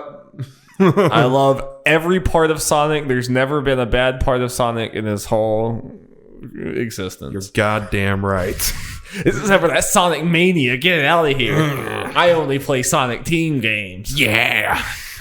We got a new trailer for the Sonic movie where we get the redesigned Sonic. Internet complaining caused change, Jeff. Positive change. They did it. So everyone go get on message boards and scream at people. That's the lesson to learn here. Yes. It looks better. I still don't think it's going to be a good movie. Probably not. Yeah. But it definitely looks better. It looks like Sonic looks better, and the trailer for this makes it at least like a better movie than the last one did. Oh, 100%. Yeah. It was a pretty good trailer. I will definitely say that. I still just feel like this movie's going to be so like chopped and screwed up. Like they had to change so freaking much to do that. And I still don't think the CG looks great. Yeah. Like I think it would have looked better if this was what they were going for the whole time. Like I think they would have had time to make it look better than it even does now. I think now it looks good in comparison to the monstrosity it was before, but I still don't think it looks great on its own. I'm just waiting for the post-credit scene where Pikachu comes out. It's like, we need to talk about the Smash Initiative. Yeah, like if that happens, if that happens, I'd be bummed because I'm probably not going to go see this movie, and I'd be bummed that I didn't see that in the theaters because I would love to see. I would immediately have to go on YouTube and see people losing their goddamn minds. Yeah. But I was kind of wrong. I think potential them being more. Making it more like regular Sonic would look pretty bad. It's like, no, it actually turned out pretty well. Yeah. That's because you got a walking, talking hedgehog that moves too fast anyway, so it's gonna look somewhat out of place. Might as well go make it look like the good version of cartoon. That. Yeah. I still don't super love the Sonic as an alien that crash lands on Earth. Oh no, I hate that. Like, that's pretty freaking bad. I hate it. But the Green Hill Zone though. In the beginning of the trailer. That's cool. Yeah. Okay. Let's move on to Dreams, Darby. We might have had a juicy leak. Juicy Dreams. This comes from Matt Purcell of MyGN. A UK retailer posted a release date for that coming Meteor Molecule game Dreams in a tweet that has since been deleted. According to the now removed tweet posted by Shop2, Dreams will release on February 14th, 2020. I wonder what that means. Like what is launching going to be different than the beta? It coming out of I mean, other than name, about what amount of stuff is going to be added? It's kind of like the 1.0 thing where they'll add maybe the story mode, which is supposed to be, and VR support. I hope that is at launch immediately. We need to mess around. We need to do a dream stream, Darby. Have they been adding things to the beta, or has the beta pretty much been what it started I think they've been like kind of optimizing it and all kind of stuff, making all that. But we need to mess around with that soon. We need. I hope they can drum up traction for this game to have a successful launch. I think just all of us are apprehensive about it. Like, I like Dreams. I'm just saying I don't think this game's going to sell at all. But what helps is Last of Us got pushed back. Yeah, but also just first half of 2020 is just bad all around. But it definitely does help. That definitely does help. Dreams is a game that as long as if it can grab people and create buzz with the stuff that it's adding in, potentially. That's the thing. Like the beta already didn't really grab a whole lot of buzz. So I feel like this has to add enough. Because if it doesn't add a whole lot, then it's like, all right, what's the difference? Like we already saw you launch and fail. I mean, relatively fail. You know, it did not blow up at all to the point where I think they would want it. So this has to kind of have more. I agree. Get a bit more. But at least as far as the launching things, some big things we had, like I said, the story mode and the VR support, which would both be huge. Yeah. So I agree. I am curious to see where they announce this in. I want them to add mouse and keyboard support because I just hate I hate building things with the controller. If I could just grab a mouse and just use the move controllers. I hate it. I mean, I already have I don't precision stuff like that where I'm like putting this on this with motion controls. I just hate it. I mean, I hate motion controls anyway, so that's part of it. But if I could just plug a mouse and keyboard, God, it would be so much better. You know, I really hope that's coming. And I think they did say that they were at least considering that at some point. I know Meteor Molecule said, like, with some recent stepping out to PC, they're like, we want to go on PC. Please, yeah, dude. Yeah, please. And Sony might be willing to do that for that game. I would so much rather have Dreams than PC than PS4. Like, so much rather. It's not even close. Well, because Dreams is basically like an Adobe software more than a game. Yeah. Like, it's pretty robust. I agree with you. Yeah, generally, and I would so much. The only thing potentially, at least for our use, that would make the Dreams PS4 better is the fact that we'd be able to do the VR stuff. Yeah, the VR levels. But like, I would be so much more willing to make things if I had it on PC. Well, we will obviously talk about this stuff more whenever it is announced. But for now, Darby, we're going to talk about them sweet, sweet NPDs. Bless Matt Piscatella. Yep, of course. Follow his Twitter. So the way, Darby, I'm doing this, if you have figured out, I'm just going to talk about the highlighted games as far as our rankings and all that. Those big old black bold ones. Yep, and then obviously the stuff below it. Okay, so here are the top 10 and a couple additional games for this month for the month of October. Number 1, to the surprise of absolutely no one, Call of Duty Code Vein. Sorry. Call of Duty Modern Warfare 2019. This is the 12th consecutive year a Call of Duty game has ranked as the best-selling game of its release month. Call of Duty remains the best-selling video game franchise in U.S. tracked history by dollar sales. You were the chosen one, Red Dead, and you failed us. Yep. Shame. Number 2. To big surprise, Outer Worlds. Woo! What? What? Important to note, this does not include, this obviously does not include people playing it on Game Pass. This is pure dollar sales, which is even more impressive. Yeah, this game was on Game Pass, and this still is number 2. This is a AA game, not the biggest budget in the world. A bunch of people, me and you included, do not count. Like, us playing this does not count on it. It does not count. It's probably a lot from PS4. Yeah, it was like number 3 in the PS4 PSN list. Yeah, so that's a big deal. Microsoft is happy. I was on this podcast talking about this game might bomb. Because I don't think that was that weird of a take. You know, this new IP smaller, studios. I mean, that's also something important to point out. This is a new IP doing this well and this time of year. Yeah, October. That's busy. Yeah, that's crazy. Yeah, Microsoft's having Obsidian must be over the moon of this. Like, feeling good. That probably means Microsoft will put more money into whatever the RPG. Unless this game ends with everyone dying, and maybe even then Outer Worlds 2. I mean, even hot too. Well, even then, Fallout's standalone stories, right? Yeah. Yeah, absolutely. Yeah, so. They are good. Like, we're getting in Outer Worlds 2. Yes, absolutely. Very helpful. Number 3, Luigi's Mansion 3. No digital sales.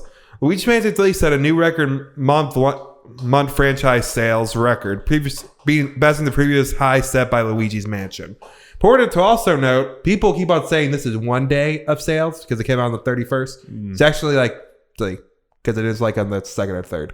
Yeah. So it's not just one day, but this is still crazy. But it's still only a few days, and that's still and no digital. Yeah, I was looking at what it beat. It beat the sports games. I mean, I know the sports games are not new this month, but that's still pretty good. Yeah. It's still high. Is WWE new? Yes, but it's all absolute trash. It is trash. Yeah, but I do think it is new.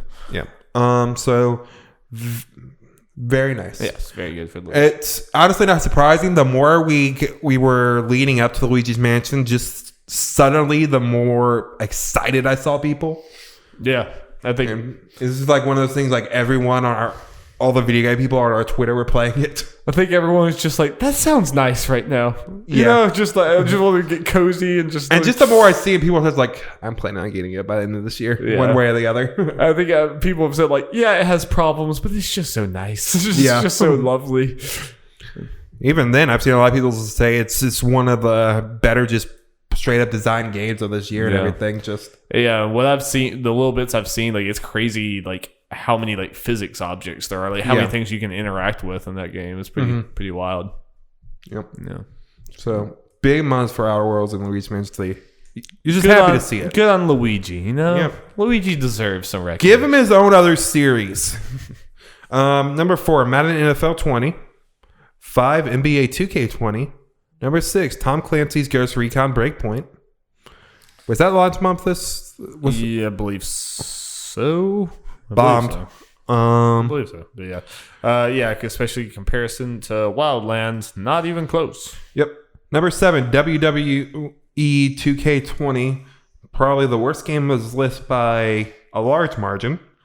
As far as like functioning. Breakpoint released in September. Yeah, okay. Then not that bad then, I guess. Yeah. Yay, bingo sauce. Number 1 draft pick in Tat. Unfortunately, I think the Redskins lost, so there's still one lot. Yep. Yeah, the Jets. Man, see the Jets have 3 wins now. The Redskins are pretty committed to the tank too, but not as much as us. Yeah. You're the ultimate tank. The ultimate champs.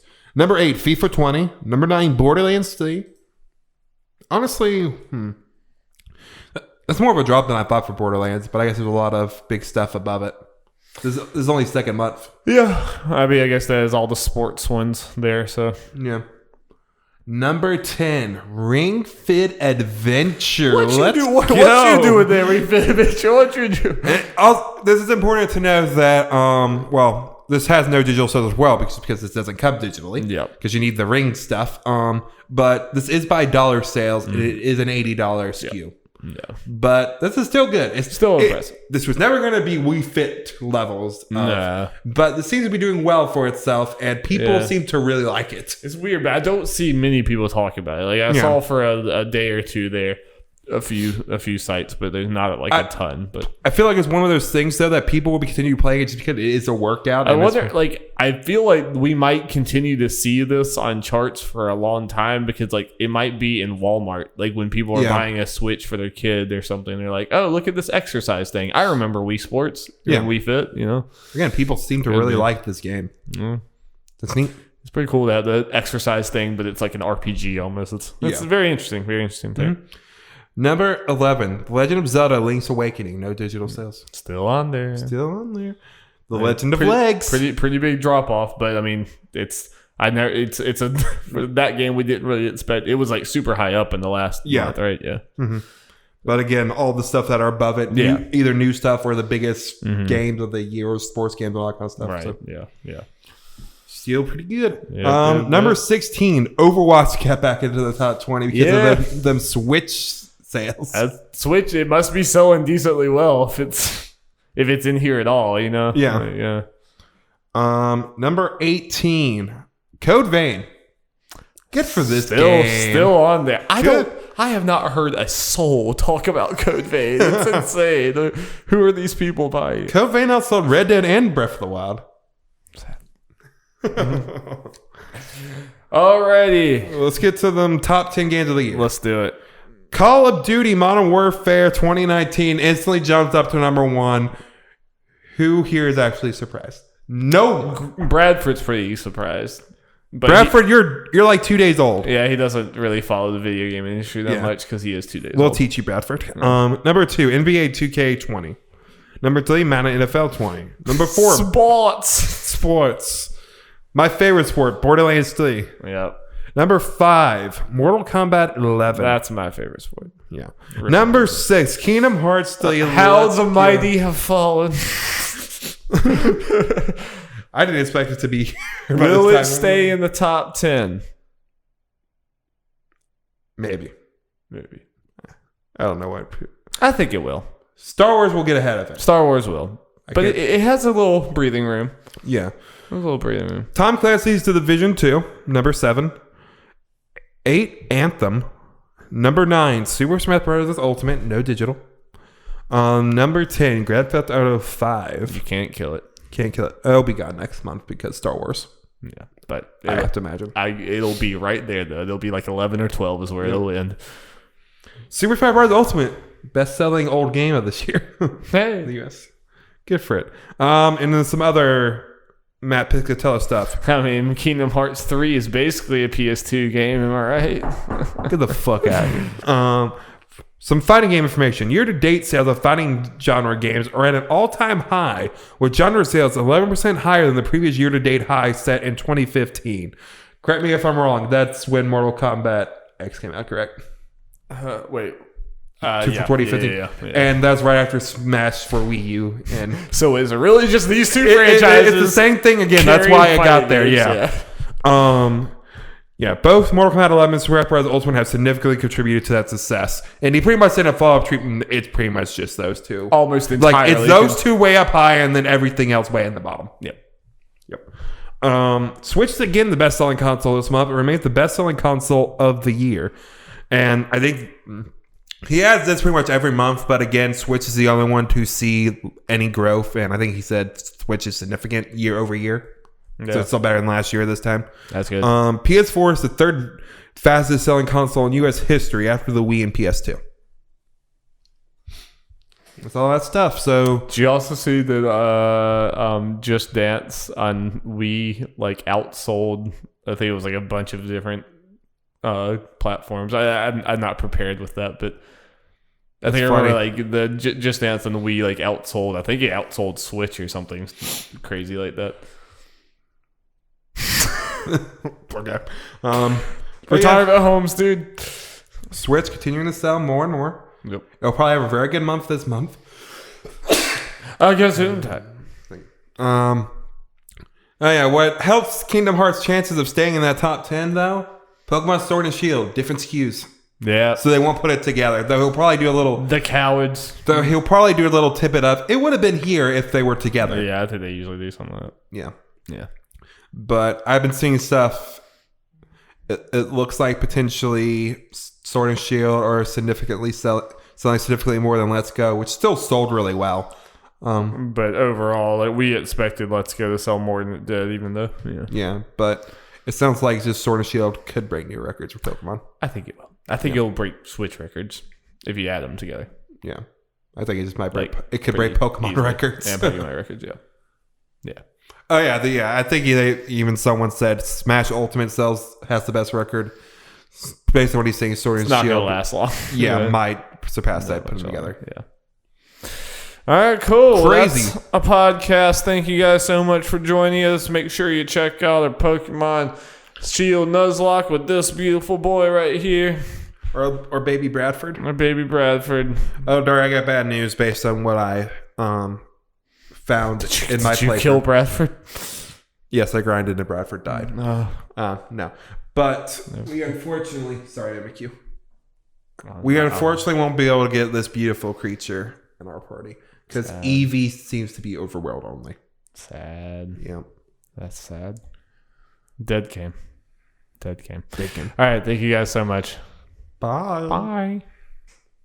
Mimikyu says free Hong Kong.